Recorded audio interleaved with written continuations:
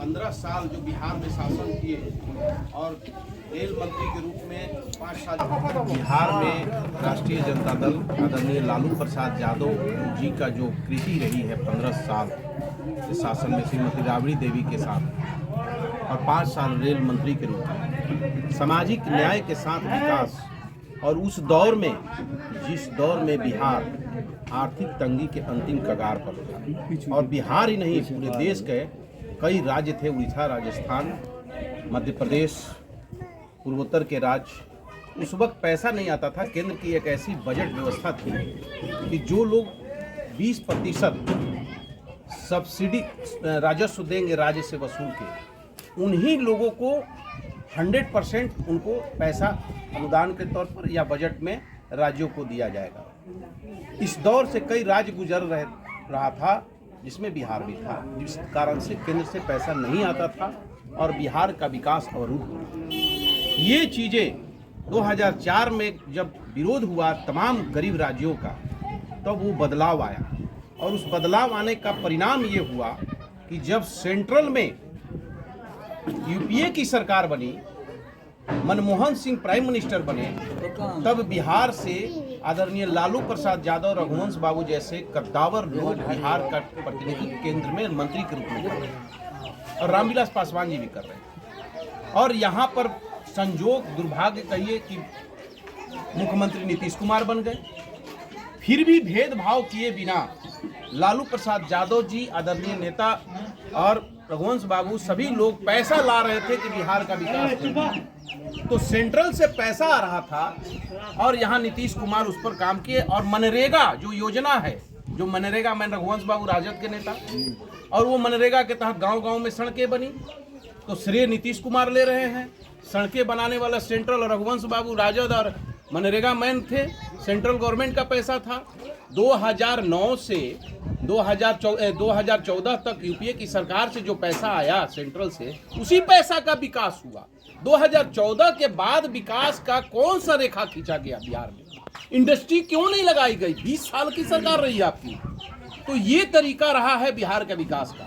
2004 से पहले सेंट्रल का पैसा बिहार में नहीं आता था। 5 साल तो देश में भाजपा की सरकार जो 2004 तक रही अटल जी के नेतृत्व में, तो वो लोग पैसा नहीं देते थे उसी मानक के हिसाब से जिस मानक के मैंने जिक्र किया है।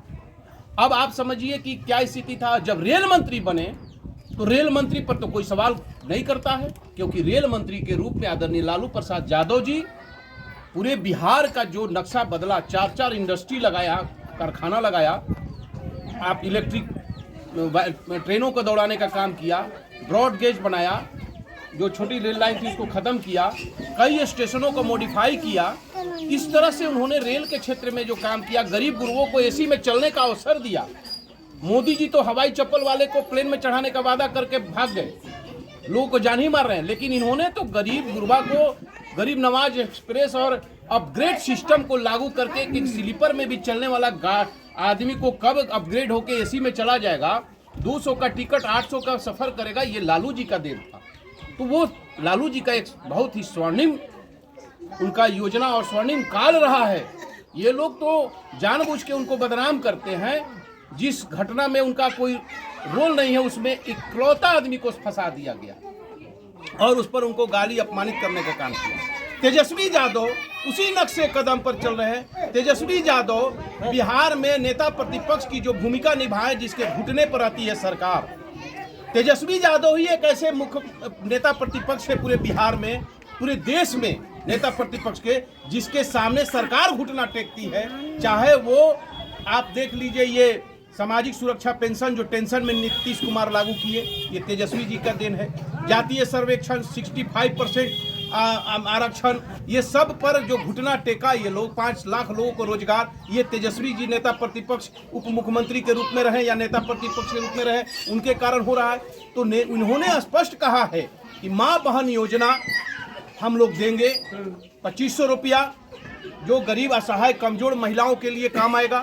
और इसके अलावे वृद्धा पेंशन, विधवा पेंशन, विकलांग पेंशन जो है मैं 1500 ही दूंगा। और तेजस्वी जी ने कहा है किसी 1500 दूंगा ही नहीं, जिस तरह से नौकरियों में पे रिवीजन होता है उसी तरह से 5 साल तेजस्वी जी सरकार चलाने के बाद उसका रिवीजन करेंगे और रिवीजन करके 1500 को 2500 भी किया जा सकता है, 2000 भी किया जा सकता है। 400 पर 20 साल सरकार चलाने वाली, 400 पर सामाजिक न्याय पेंशन देने वाली, ये जो वृद्धा विधवा और विकलांग का पेंशन 400 पर 20 साल काट दिए नीतीश जी, वो काम तेजस्वी जी नहीं करेंगे।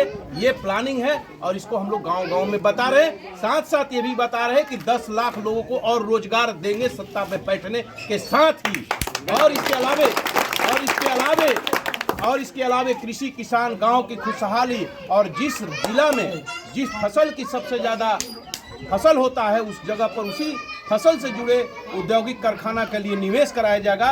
किसी को हरियाणा, पंजाब, दिल्ली, दूसरे राज्य में जाने की जरूरत नहीं है। आत्मनिर्भर होगा बिहार और इसकी निर्भरता के लिए तेजस्वी जी से बेहतर सक्षम कोई मुख्यमंत्री हो ही नहीं सकता है। ये हम लोग ये कार्यक्रम शक्ति की चर्चा पर हम लोगों ने चलाया